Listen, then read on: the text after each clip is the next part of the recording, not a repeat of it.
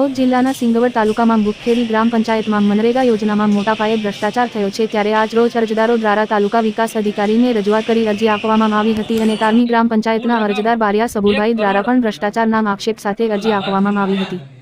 માહિતી અનુસાર દાહોદ જિલ્લાના સિંગવડ તાલુકામાં અનેક ગામોમાં મનરેગા યોજનામાં મોટા પાયે ભ્રષ્ટાચાર થયો હોવાના ગેંડાણ વર્તાઈ રહ્યા છે, ત્યારે આજે ગુખેડી અને તારની ગ્રામ પંચાયતમાં અરજદારો દ્વારા તાલુકા વિકાસ અધિકારીને રજૂઆત કરી આવેદનપત્ર આપવામાં આવ્યું હતું અને અરજદારો દ્વારા આક્ષેપ કરવામાં આવ્યો હતો કે ટેકનિકલ રમનાથ પ્રજાપતિ દ્વારા ભ્રષ્ટાચાર થયેલ છે તેવી લોકમુખે ચર્ચા થયેલ છે।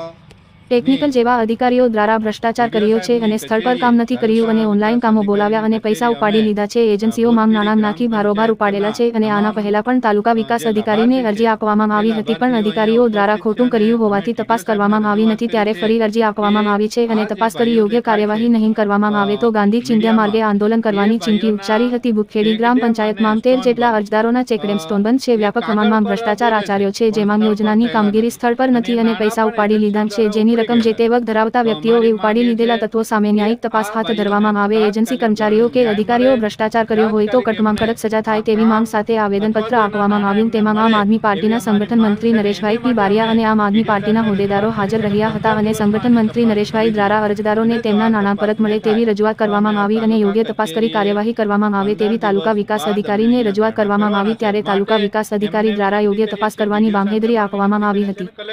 રિપોર્ટર કપિલ બારિયા, સિંગવડ। તપાસ થવી જોઈએ ને આ લાભાર્થીઓને ન્યાય મળવો જોઈએ।